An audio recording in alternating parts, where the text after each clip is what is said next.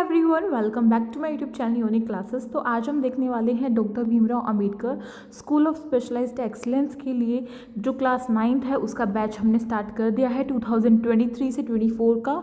और बेसिकली ये जो वीडियो है ये स्टेम के ऊपर होने वाली है एंड AFPS के लिए भी है, तो दोनों ही डोमेन के बच्चे इस वीडियो को देख सकते हैं। एंड इस वीडियो में मैं आपको साइंस का जो आपका क्लास 8 है उसका चैप्टर नंबर 4 जो है, चैप्टर नंबर 4 कौन सा है आपका, मेटल्स एंड नॉन मेटल्स, उसके MCQs देखेंगे। आई होप आपने इसकी एक्सप्लेनेशन देख ली होगी। मैंने पहले इसकी एक्सप्लेनेशन डाली थी और अब मैं इसके जो MCQs हैं वो डाल रही हूँ।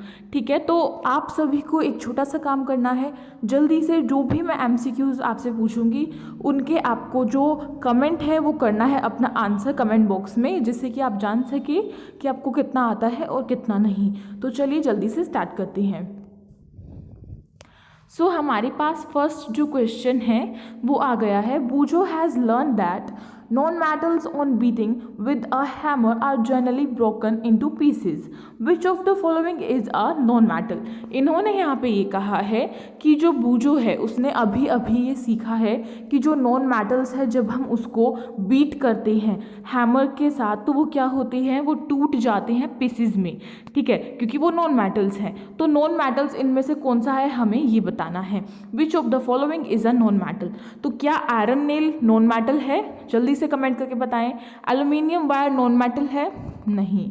कॉपर प्लेट बिल्कुल भी नहीं। कॉपर के तो हम इतने सारे जो वायर्स होते हैं उनको यूज़ करते हैं अपने इलेक्ट्रिसिटी, जो वायर्स हम लगाते हैं उनके अंदर किस चीज़ के मेटल यूज़ होते हैं, वो होता है आपका कॉपर का। आप सभी को पता है क्योंकि कॉपर जो है वो गुड कंडक्टर ऑफ इलेक्ट्रिसिटी होता है। तो इसका करेक्ट आंसर क्या होगा, जल्दी से मुझे कमेंट करके बता दीजिए। जो इसका लास्ट ऑप्शन है वो है पीस ऑफ अ कोल। तो जो पीस ऑफ अ कोल है, कोल जो है हमारा, कोयला जो है बेसिकली वो हमारा क्या होता है, वो हमारा नॉन मेटल होता है। इसलिए ऑप्शन नंबर डी आपका करेक्ट आंसर है। ठीक है, इसकी एक्सप्लेनेशन भी देखते हैं। क्योंकि iron, copper and aluminium are metals whereas coal is a non metal, hence answer D piece of coal is correct. और कोयला मीन्स कोल कुछ इस तरीके का होता है।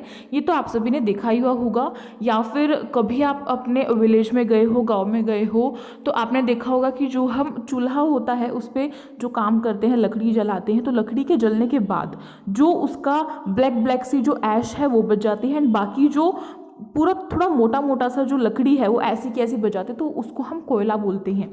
ठीक, तो नेक्स्ट क्वेश्चन है आपका, materials which can be drawn into wires are called ductile. यानी कि यहाँ पे बोला गया है कि जो मटेरियल्स हम किस में कन्वर्ट कर देते हैं, वायर में, यानी कि उनको वायर में बना देते हैं, तो उसको हम डक्टाइल बोलते हैं। आप सभी को पता है कि मेटल्स जो हैं उनके पास प्रॉपर्टी होती है डक्टाइलिटी की, जिससे हम मेटल्स को क्या कर सकते हैं, मोड़ तोड़ के उसको हम वायर में कन्वर्ट कर सकते हैं। और इसका बेस्ट एग्जाम्पल मैंने अभी आपको रिसेंटली दिया था कॉपर का। कॉपर से हम जो वायर्स है उसमें उसको कन्वर्ट करते हैं, तो ये उसका एक क्या है, ये उसकी क्वालिटी है। ठीक है, तो इसमें क्वेश्चन में पूछा गया है which of the following is not a ductile material. इनमें से कौन सा जो है वो डक्टाइल मटेरियल नहीं है, विच मीन्स हमें सिंपल सा आंसर ये करना है इन चारों ऑप्शंस में से देखकर कि कौन सा जो यहाँ पे आपको ऑप्शन दिख रहा है वो नॉन मेटल है। क्योंकि आप सभी को पता है कि जितने भी हमारे नॉन मेटल्स होते हैं उनके पास डक्टाइलिटी जैसी कोई भी प्रॉपर्टी नहीं होती है।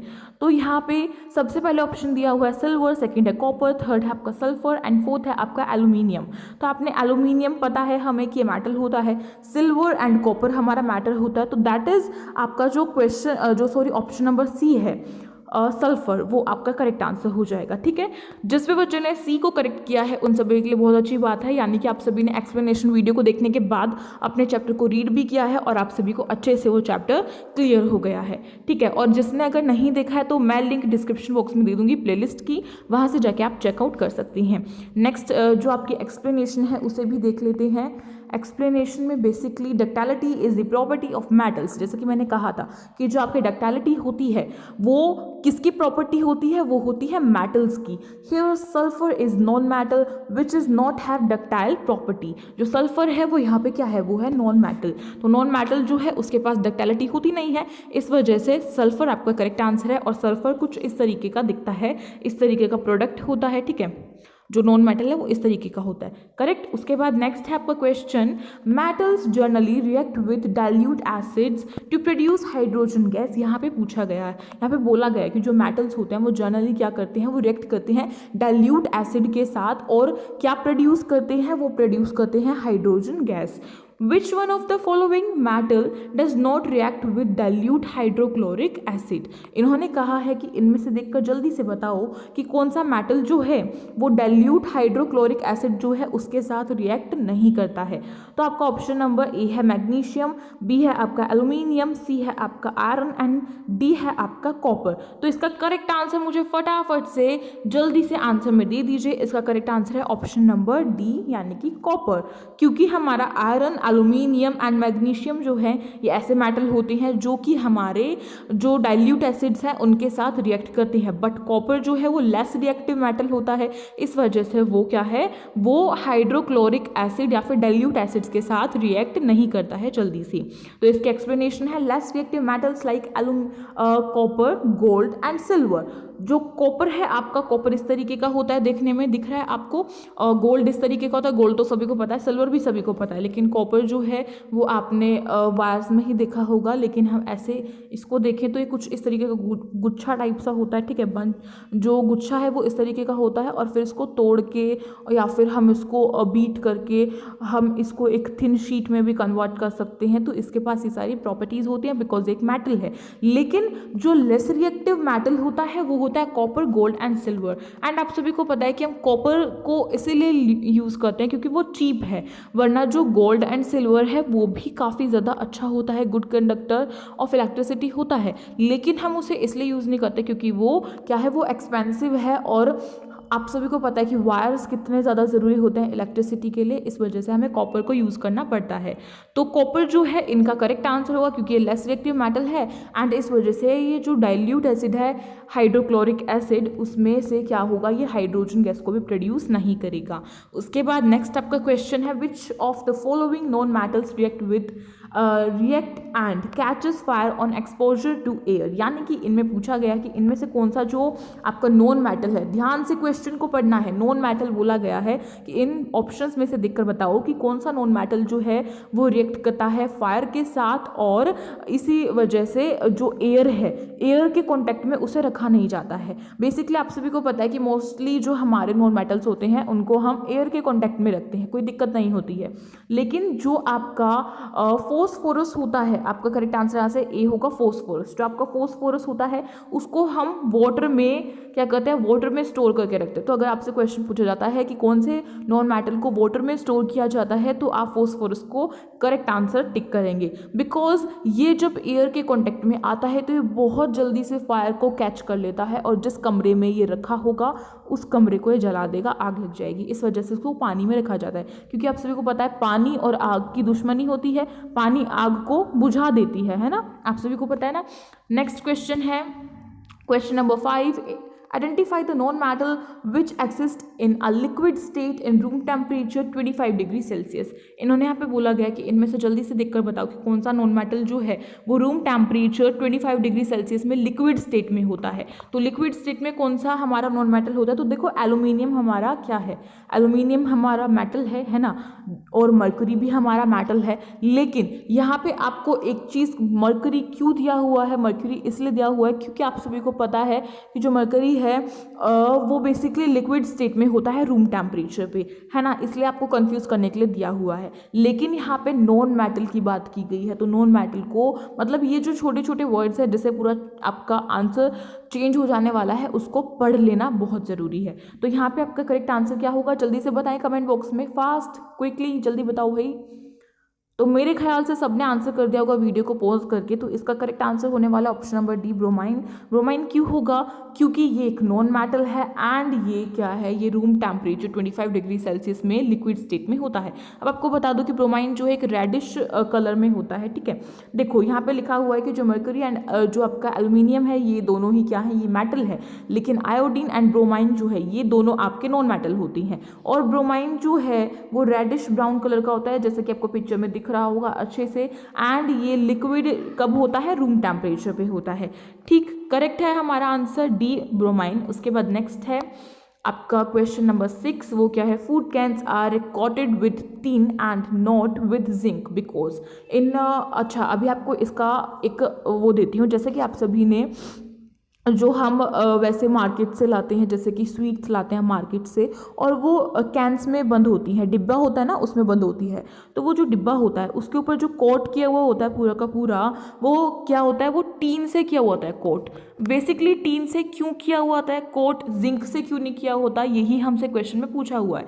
अभी आपको दिखाती हूँ कि फूड कैंस किस तरीके की होती हैं। कुछ इस टाइप की आपकी फूड कैंस होती है, एक मिनट, हाँ ये जो आप देख रहे हैं ना, ये इस तरीके की फूड कैंस आपकी होती हैं जिसपे टीन से कोट की हुई होती हैं। ये ऐसा इसीलिए होता है क्योंकि आपका जो जिंक है वो मोर रिएक्टिव है टीन से। क्या है, मोर रिएक्टिव देन टीन, यानी कि टीन जो है वो लेस रिएक्टिव है जिंक के कंपेरेटिवली, या फिर ऑप्शन में ये आता है कि zinc is more reactive than tin, तो आपका करेक्ट आंसर ये होगा। अगर ये आता है कि tin is less reactive than zinc, तो ऑब्वियसली आपका फिट वो वाला आ जाएगा, ठीक है।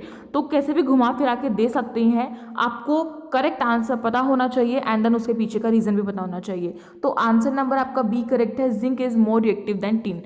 अब ऐसा क्यों किया जाता है, इसके पीछे का एक रीज़न है। देखो एक तो ये है कि जिंक जो है वो मोर रिएक्टिव है, वो ज़्यादा रिएक्टिव है टिन से। इस वजह से क्या होता है ना कि जो जिंक है वो सभी एसिड्स के साथ रिएक्ट करता है। मोस्टली जो सिंपल एसिड्स होते हैं जो फूड में पाए जाते हैं, जैसे कि टमाटर में आपका सिट्रिक एसिड होता है, आप सभी को पता है। अब जल्दी से मुझे बताओ कि जो हमारी इमली होती है उसमें कौन सा एसिड होता है, फटाफट से मुझे जो आंसर है वो कमेंट बॉक्स में दो। तो जो जिंक है वो ऐसे छोटे छोटे सिंपल जो एसिड्स हैं उनके साथ भी रिएक्ट करेगा। इससे क्या होगा, इससे हमारा जो फूड है एक तो वो खराब हो जाएगा, सेकेंडली वो पॉइजनिंग भी हो जाएगा, वो हमारे खाने लायक नहीं बचेगा और अगर हम उसे खाएंगे तो हम बीमार हो जाएंगे। तो इस वजह से जो जिंक है उसकी कोटिंग ना करके टिन की कोटिंग की जाती है, because tin only react with very strong acids. However, zinc can react with simple acids found in food. Hence, in order to prevent food poisoning, the food cans are coated with cheap, less reactive tin. Correct? उसके बाद next question है आपका question number 7। When zinc reacts with dilute sulfuric acid, a salt is formed with the release of a gas. इसमें बोला गया है कि जब जिंक जो है वो डाइल्यूट सल्फ्यूरिक एसिड के साथ रिएक्ट करता है तो वो हमें क्या देता है, वो हमें एक सॉल्ट देता है। सॉल्ट बनता है, खाने वाला सोल्ट नहीं होता है वो, ठीक है, सोल्ट बनता है, सोल्ट फॉर्म्ड होता है और साथ ही साथ वो एक गैस को रिलीज करता है, यानी कि रिलीज मीन्स निकालता है।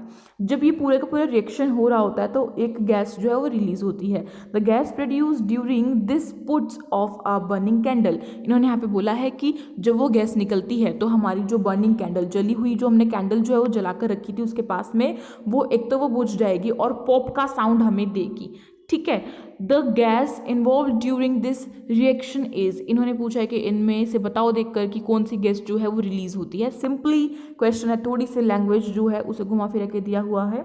तो इसका आंसर क्या होगा, फर्स्ट ऑप्शन है sulphur dioxide, second oxygen, third hydrogen, fourth है हाइड्रोजन सल्फाइड। तो करेक्ट आंसर होगा इसका, जल्दी से कमेंट करके बता दो भाई, कमेंट बॉक्स में बिल्कुल फ्री है, बस आपको अपने आप को चेक करना है कि आपको कितना आता है और कितना नहीं।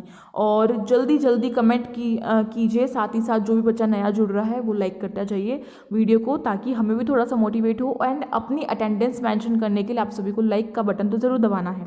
तो आपका करेक्ट आंसर होगा ऑप्शन नंबर सी, हाइड्रोजन। अब हाइड्रोजन जो है, बेसिकली हाइड्रोजन गैस जो है वो इसमें से क्या होती है, जब ये रिएक्शन पूरा होता है तो जो हाइड्रोजन गैस है वो निकलती है। जैसे कि मान लो ये जो मैंने एक फिगर ली हुई है, इसमें ये एक टेस्ट ट्यूब है और जिंक और इसमें सल्फ्यूरिक एसिड जो है वो साथ में क्या किया जा रहा है, उनका रिएक्शन कराया जा रहा है। जब जिंक जो है वो सल्फ्यूरिक एसिड के साथ रिएक्ट करेगा तो वो हमें क्या देगा, वो हमें एक सॉल्ट देगा। प्लस में उसमें से क्या हो रहा है, उसमें से जो एक गैस है वो निकल रही है, वो गैस निकल रही है हाइड्रोजन गैस।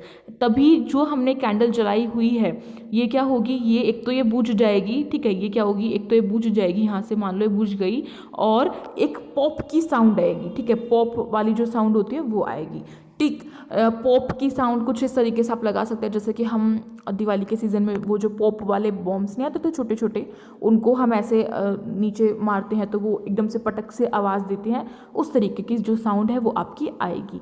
तो hydrogen gas is involve mostly when a metal reacts with N acid. When zinc reacts with dilute sulphuric acid, zinc sulphate, a salt is formed. ठीक है, जो हमारा रिएक्शन हुआ जिंक और सल्फ्यूरिक एसिड का, जब वो दोनों रिएक्ट कर रहे हैं आपस में, यहाँ पे Zn जिंक है एंड H2SO4 जो है वो क्या है, वो सल्फ्यूरिक एसिड है। जैसे उन्होंने रिएक्ट किया है वैसे ही हमें क्या दिया है, प्रोडक्ट के तौर पर हमें दिया है ZnSO4 प्लस में H2 यानी कि गैस, ये जो गैस है ये रिलीज हो गई और हमें क्या मिल गया, हमें ZnSO4 यानी कि जिंक सल्फेट जो है वो एक सॉल्ट मिल गया है। और इसी में इस बीच में क्या होता है, जो हाइड्रोजन गैस है वो रिलीज हो जाती है। द रिएक्शन इन्वॉल्व इज, कुछ इस तरीके की इसकी इक्वेशन बनेगी, मैंने समझा दिया।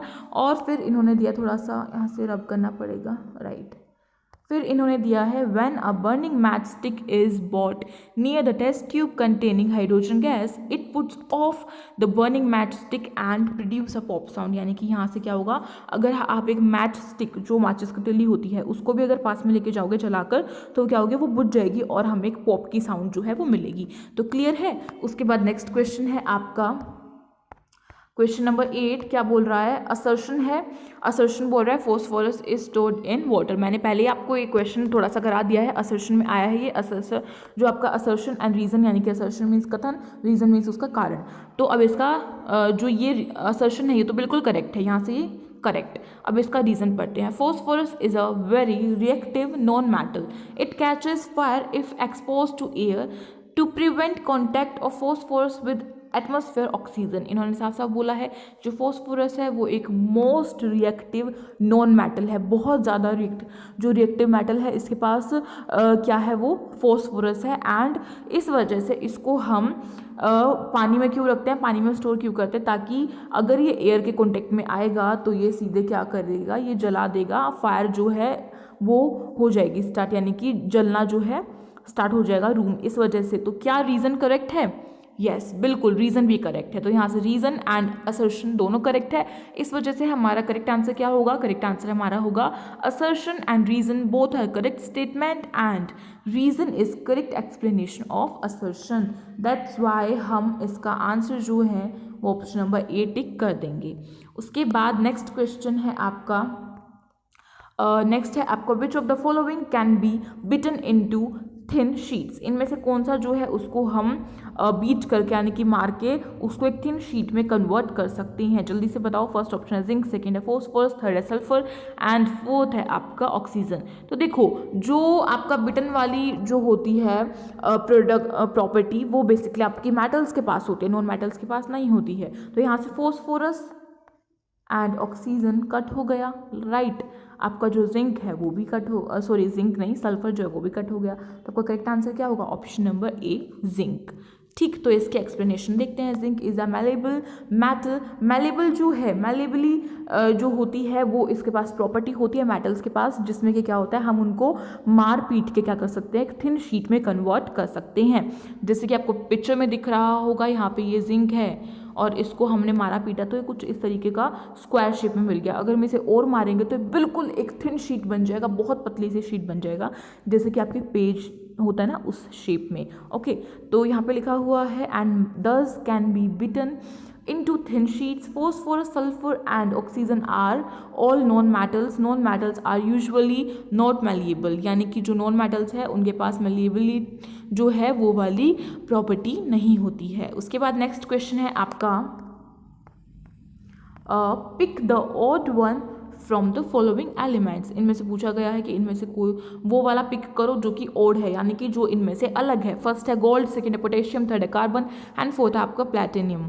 तो आपका करेक्ट क्या होगा, जल्दी से कमेंट करके बताओ। तो बहुत ही ईजी क्वेश्चन है, क्योंकि देखो यहाँ पे हमारा नॉन मेटल एंड मेटल जो है वो हमें ऑप्शंस में दिया हुआ है। तो ओड हमें निकालना है, ओड मीन्स जो इन सब में से अलग है। तो मेटल्स को हम एक कैटेगरी में रखते हैं, नॉन मेटल्स को हम अदर कैटेगरी में रखते हैं। तो गोल्ड जो है वो आपका मेटल है, पोटेशियम आपका मेटल है, प्लैटिनम आपका मेटल है। इस वजह से कार्बन जो है, कार्बन क्या है, कार्बन आपका नॉन मेटल है। दैट्स वाई ये ओड है इन सब में से, और इसको हम करेक्ट करेंगे। तो आपका एक्सप्लेनेशन क्या होगी, out of these only carbon C is a non metal whereas the all others are metals. और कार्बन कुछ इस तरीके का होता है। उसके बाद नेक्स्ट क्वेश्चन है आपका which of the following statement is false. इसमें से देखकर जल्दी से बतानी है कि कौन सी जो स्टेटमेंट है वो आपकी फॉल्स है, वो आपकी रॉन्ग है, गलत है। तो फर्स्ट है आपकी statement carbon is the most malleable metal. Second है आपकी copper is a good conductor of electricity. Third है आपके aluminium is a good conductor of heat, तो आप सभी को पता है कॉपर तो गुड कंडक्टर ऑफ इलेक्ट्रिसिटी होता है, एल्यूमिनियम भी गुड कंडक्टर ऑफ हीट होता है। Bromine is the only liquid non metal, जो ब्रोमाइन है वो एक ऐसा नॉन मेटल है जो कि लिक्विड फॉर्म में हमें मिलता है। सो ये तीनों की तीनों स्टेटमेंट्स तो हमारी करेक्ट हैं, इस वजह से आपका करेक्ट आंसर जो है, 1 सेकेंड, आपका करेक्ट आंसर जो है वो क्या होगा, वो होगा आपका option number A, carbon is the most malleable metal. Because एक तो कार्बन जो है वो नॉन मेटल है, और दूसरी बात अगर वो नॉन मेटल है तो उसके पास मैलिएबिलिटी जो है ये वाली प्रॉपर्टी तो होगी नहीं, इस वजह से हमारा ऑप्शन नंबर ए करेक्ट है। सो इसमें एक्सप्लेनेशन में क्या दिया हुआ है, carbon is a non metal, gold is the most malleable of all metals. जो गोल्ड है आपका, जो आपका सोना होता है जिसके हम गोल्ड ज्वेलरीज पहनते हैं, तो ये जो होता है ये आपका मोस्ट मैलिएबल मेटल होता है सब में से, यानी कि जितने भी आपके मेटल्स हैं उन सब में से ये जो है ये मोस्ट मैलिएबल है, तभी तो इसको इतना जो हम इतनी थिन शीट में भी कन्वर्ट कर सकते हैं, फिर भी कोई दिक्कत नहीं होती है। लेकिन हम कार्बन को नहीं कर सकते क्योंकि नॉन मेटल है, एंड सेकेंडली इसके बाद मैलिएबल जो प्रॉपर्टी है वो है ही नहीं। तो यहाँ से आपके जो MCQs हैं वो पूरे के पूरे कंप्लीट हो जाते हैं चैप्टर 4 के। अगर आपको वीडियो अच्छी लगी हो तो प्लीज़ इस वीडियो को लाइक करें, अपने फ्रेंड्स में शेयर करें, एंड देन अगर आप न्यू है तो सब्सक्राइब कर सकते हैं हमारे चैनल को, साइड में जो बेल आइकन है उसे कर सकते हैं प्रेस, जिससे कि न्यू वीडियो की नोटिफिकेशन टाइम टू टाइम आती रहे। एंड सब्सक्राइब इसलिए करना ताकि इसी तरीके की अच्छी अच्छी वीडियोज़ आपको और मिले। टेलीग्राम ग्रुप के लिंक मैं डिस्क्रिप्शन बॉक्स में मेंशन कर दूंगी, वहाँ से जाके उसे ज्वाइन करें ताकि मोस्ट जो बिग अपडेट्स होते हैं वो आपको वहाँ से मिल जाती है कि वीडियो कब आनी है, या फिर और भी कोई SOSC ने कोई ऐसी अपडेट दी है उसके लिए। एंड इंस्टाग्राम ID है हमारी यूनिक क्लासेस के नाम से, इसे भी चाहें तो जो फॉलो है वो कर सकते हैं, जिससे कि आप पर्सनली अगर हमें कोई भी अपनी क्वेरी जो है वो DM के थ्रू शेयर करते हैं तो आपको हम पर्सनली मैसेज करते हैं, रिस्पॉन्स देते हैं आपकी क्वेरी का, एंड उसको जल्दी से जल्दी सॉल्व करने की कोशिश करते हैं। और अगर आपके पास इंस्टाग्राम नहीं है तो आप कमेंट करके हमें अपनी जो दिक्कत है वो बता सकते हैं, कमेंट बॉक्स में भी आपका रिस्पॉन्स दिया जाता है। प्लस में अगर आपको वीडियो थोड़ी सी भी अच्छी लगी तो प्लीज़ कमेंट करके ज़रूर बताना ताकि मैं भी मोटिवेट हूँ और आप सभी के लिए इसी तरीके की अच्छी अच्छी वीडियोस लेके आती रहूँ। So thank you so much for watching this video. मिलते हैं एक न्यू वीडियो के साथ, स्टे ट्यून्ड, पढ़ते रहिए ऐसे ही।